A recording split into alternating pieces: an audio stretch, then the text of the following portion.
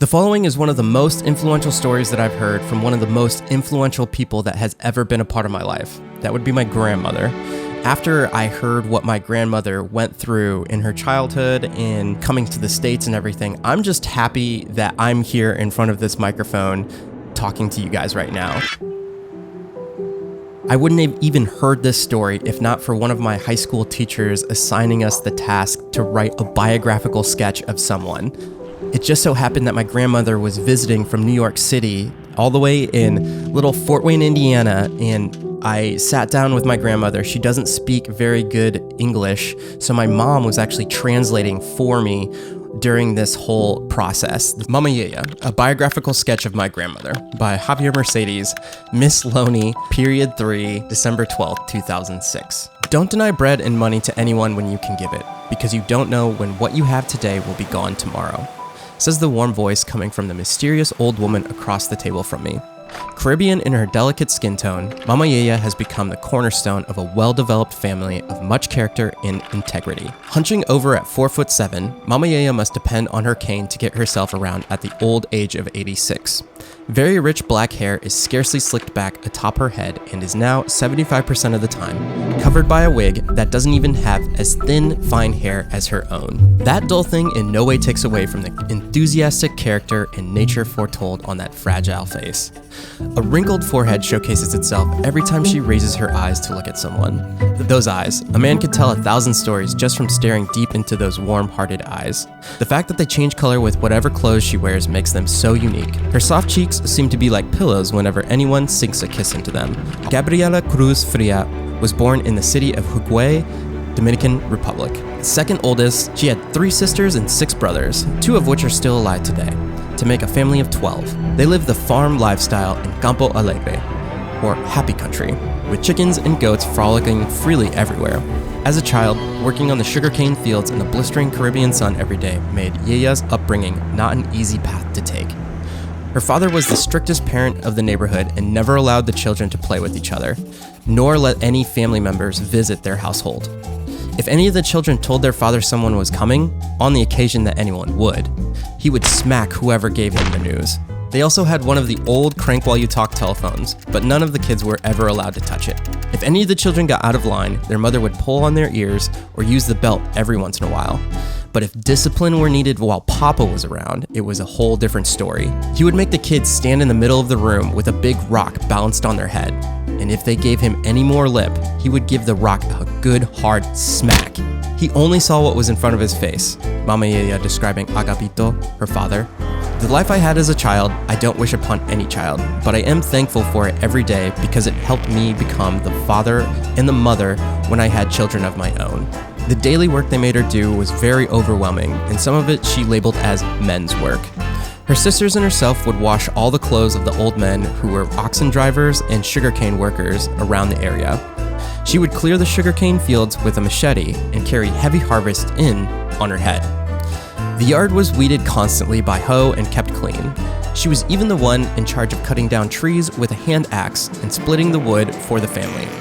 Becoming mature quickly, by the age of 6, Mama Yeya had learned to cook over an open fire.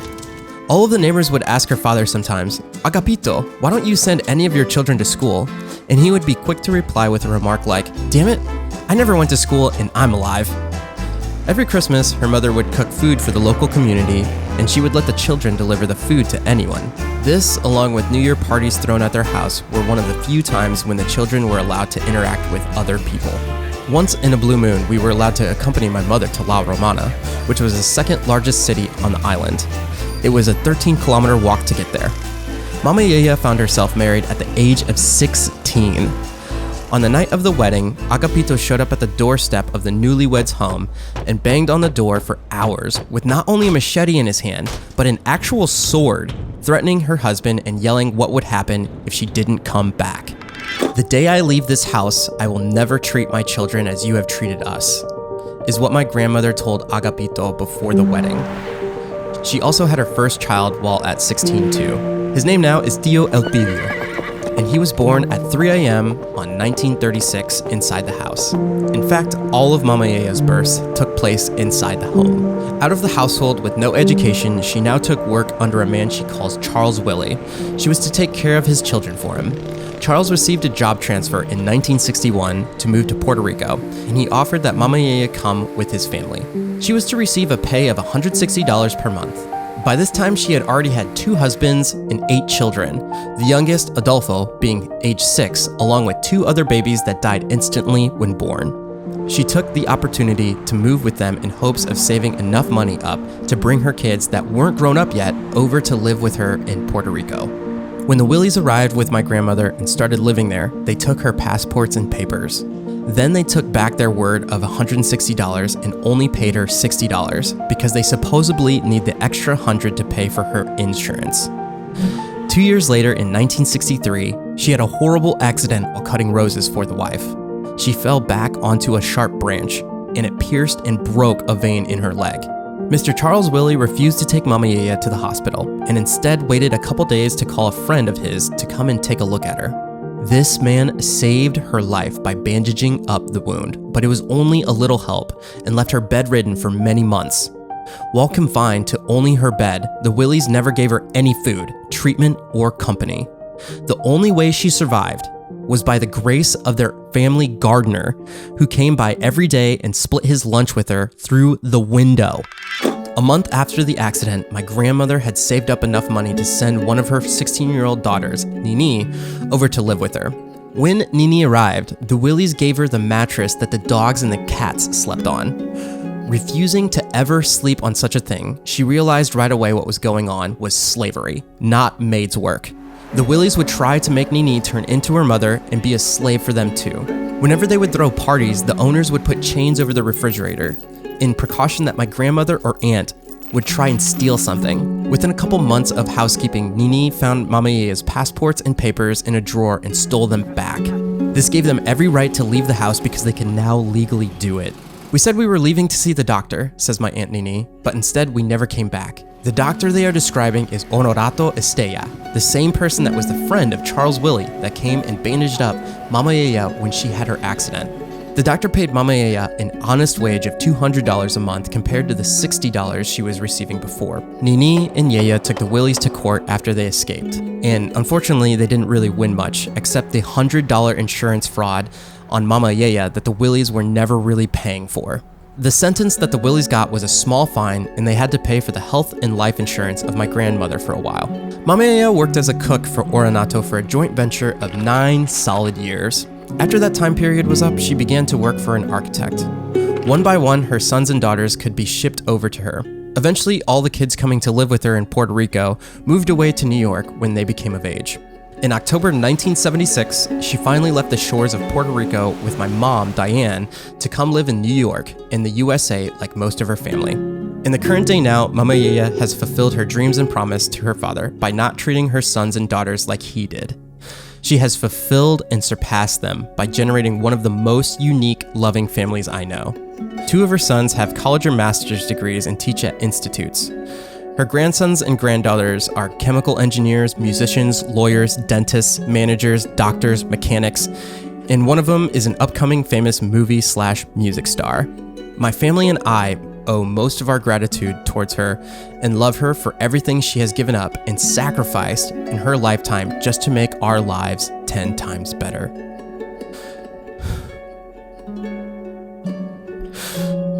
Rest in peace, Mama Yeya, 4/16/2012. We all love and miss you and are forever in your debt for what you sacrificed to build our amazing family.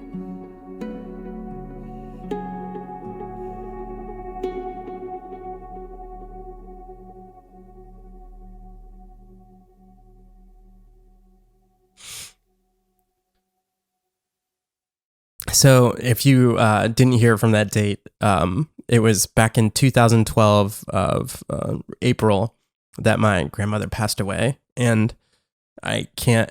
The up and coming famous movie star and music star that I reference is actually my cousin Roni, who at the time of this recording, just this past Sunday, was on the finals of the Hispanic version or the Latino version of The Voice, there are just a whole web of people that have been touched because of what my grandmother did and the type of person she was and who she was to her kids. An example, my brother, Brian, is in charge of Chive Charities, and they in and of themselves have raised millions and millions of dollars to help the orphan causes of the world. That's just my immediate family alone. She had a total of 8 kids, and think about all of the kids that they have and the kids that they'll have, all stemming from this one amazing person, Mama Yeya. And not only that, but I think about that gardener that came by and fed her through the window that 1 month when she was bedridden. Like, what would have happened? Where would I be? Or where would the rest of my immediate family and all of my other family members and all the other people that have been touched by my grandmother and who she was, where would we be, or what would have happened if that one person wouldn't have went out of his way to make sure that my grandmother survived? What about the doctor that helped her get out of that slavery situation? It's crazy. If the whole point of this podcast is for you to go out and pursue your passions, I do hope that this story was something that could help you guys, give you perspective on where you're at, because you never know who you will affect and how big of an impact you may have on not only one person's life, but the whole offspring of that person. If you did like this episode, please subscribe to the podcast on iTunes. I'll leave this episode with one of the final recordings of my grandmother, where my cousin, the one that was just on The Voice, is singing to her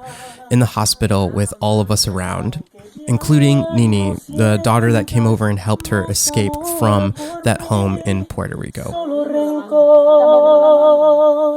Yo tampoco tengo nada que sentir, y eso es peor, pero te extraño, también te extraño.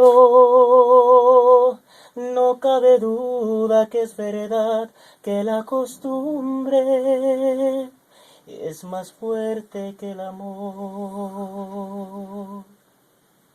Wow. ¿Oíste, Yeyita? A mí mira a Brian y a Michael y Javier. Hi. Hi, Mama Yeya.